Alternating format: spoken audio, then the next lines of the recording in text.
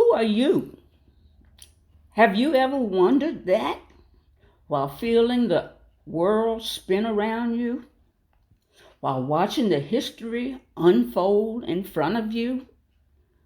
While hearing others' opinion about you?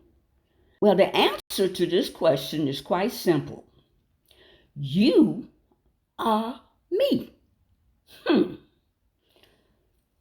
You have roots deeper than any oak, and the branches of your family tree reach to the heavens above.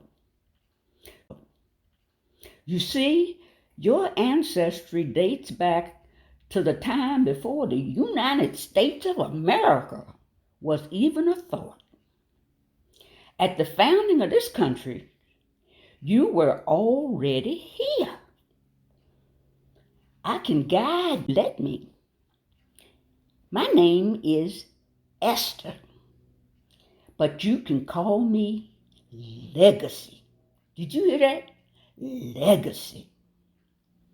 I was a biracial woman who was brought to a plantation near Chatham, Virginia, before the turn of the 18th century. The person who brought me there was a man by the name of Thomas H. Wooding, and the plantation was named Little Cherrystone. I was an enslaved person who was purchased in Richmond, Virginia, most likely from the slave auction site located in what is today referred to as Choco Bottom.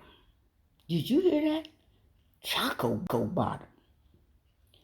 Thomas Wooding, the owner of Little Cherrystone, purchased the land from his father, Robert Wooding, and this was in about 1790.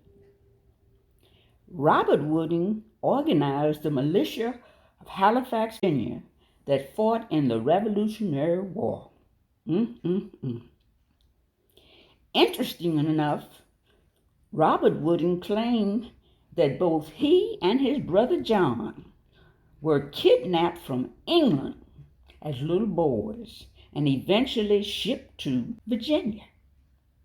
The story goes like this.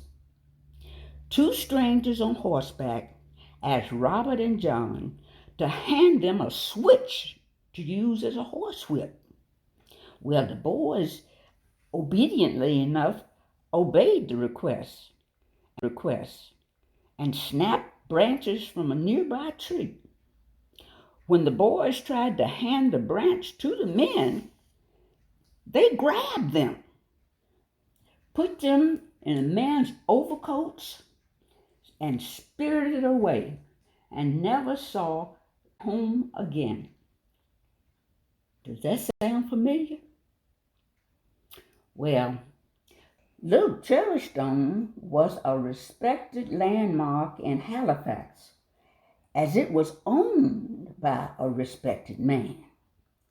Thomas Wooding was the commander of the Pennsylvania militia in 1806, and he also served 15 years in the Virginia House of Delegates over the course of his life. Little Cherrystone, which started as a single-story building, was expanded upon over the years.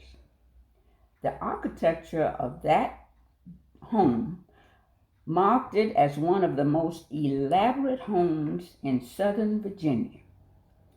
It would eventually be recognized on the National Register of Historic Places, and that was in 1969.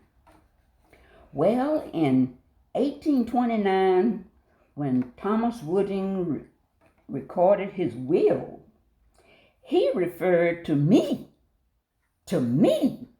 as my mulatto woman. Wow! And listed my three daughters. My daughters, Ann Walker, Tempe, and Edna. Edna? Well, you all are descendants from Edna. but Edna will tell you more about that story. Daughter, come on, tell them. Thank you, Mom.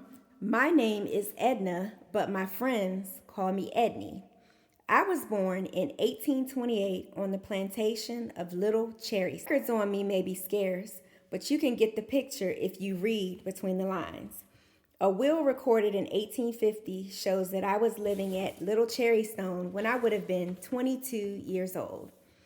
At the time, I had 3 sons, but I would go on to have a total of 12 children. I had all of my children with my husband, Robert. He and I were married through a ceremonial jumping of the broom, which was customary during our time. My husband was a talented stonemason who built bridges and other structures in the area that are still standing in your time. My husband, Robert, was the wedding gift to the daughter of Nathaniel Wooding. She would have been the granddaughter of Thomas Wooding, the man Mama already told you about. When he was given as a wedding gift, he assumed the groom, Major Clark's family name. It is for this reason that all of my children and many of you are known as Clarks. It is important to know that my husband and I stayed together during the entirety of our years and continued to have children even after we were freed from slavery. Our last child was born in 1874, 9 years after the conclusion of the Civil War, when I was about 46 years old. You all are descended from my second son, William Henry Clark. You might know him better as Grandpa Bill. I'll let him tell you all about it. I was born in 1848 on a plantation of Little Cherrystone. I was the second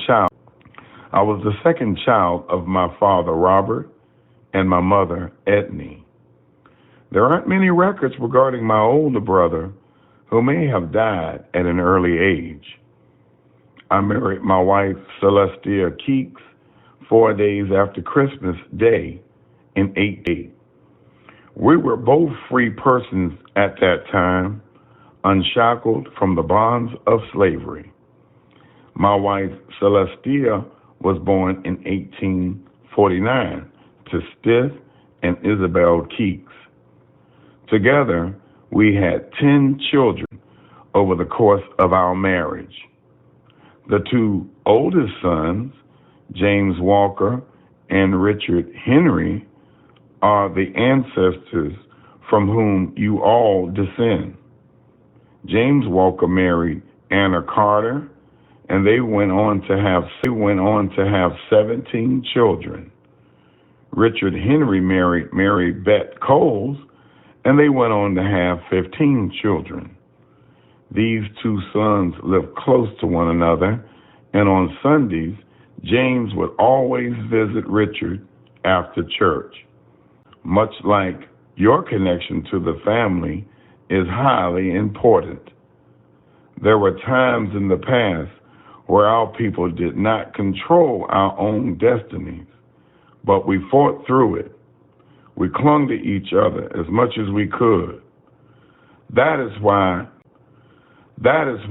the Clark family reunion is so important. It gives you a chance to hold on to one another, to learn about each other, to embrace what makes each and every one of you beautifully human. I am what this family has become and what you always will be, so long as you have each other.